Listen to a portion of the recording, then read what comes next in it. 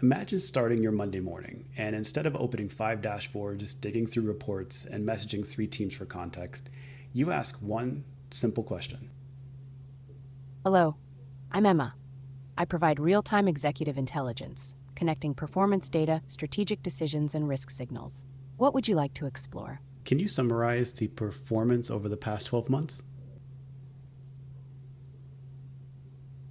The West region is the standout performer over the past 12 months, with a 3.8% month-over-month growth, leading all regions. The other regions, the Midwest, Northeast, and South, showed modest growth under 1.5% MOM. Would you like a deeper analysis of any specific region?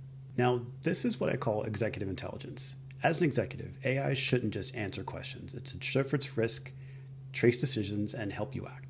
Welcome to episode 5 of Build Out Loud. In this episode, I want to show you what executive intelligence actually looks like when it's built inside real systems, not just as a demo, but as governed production-grade workflow. Emma is our executive intelligence partner. She monitors performance signals, identifies anomalies, and traces strategic decisions and draft communications, all inside defined data boundaries. Let's see how this changes the flow of our day. Are there any anomalies I should be aware of?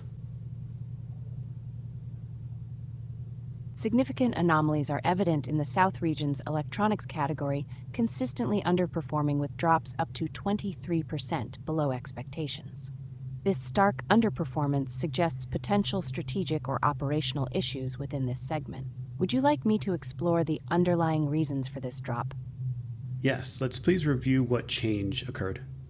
The severe revenue drop in the South's electronics category is linked to a strategy change initiated on July 1, 2025, which increased the minimum order quantity for distributors. Although intended to cut handling costs, small retailer orders were inadvertently constrained, causing distributor shortfalls that weren't compensated as anticipated. Would you like a formal communication drafted to brief the board on this issue? Now notice this. Emma traced a revenue deviation back to a specific strategic shift, including the approval date and executive sponsor. That's the difference between dashboards and intelligence. Dashboards show you what happened. Executive intelligence helps you decide what to do next. Yes, let's go ahead and draft the communication and I will review it.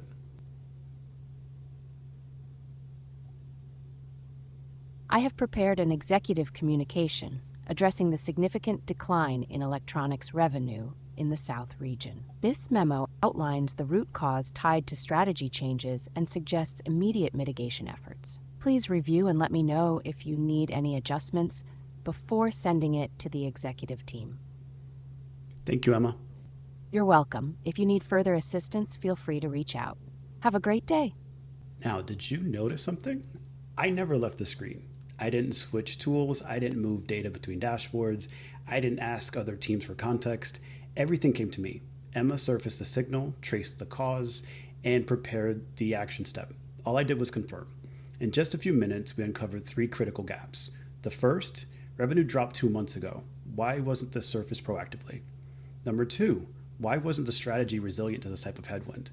Number 3, how was executive leadership not looped into a decision that materially impacted revenue? This doesn't change how we interact with data. It just changes how organizations operate with clarity, accountability, and speed. So for those of you who are curious how this works under the hood, let's take a look.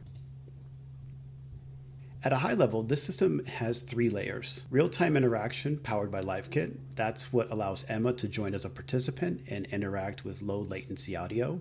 Enterprise data governance that are handled by Supabase. Every action flows through a governed RPC function. The agent never actually has direct access to database. That's very key. Strategic documents are embedded locally. Only vectors and metadata are exposed, never raw executive documents. And the executive presentation layer, which is what you see, the delivery of the visualization and synchronization, that's powered by LemonSlice. So we have LiveKit for real-time interaction, Supabase for governed enterprise data, and LemonSlice for executive-grade persistence. AI sits on top, but always inside of a defined boundary. That's how you get intelligence without losing control. So that's how I think executive intelligence should be. It should be anticipatory.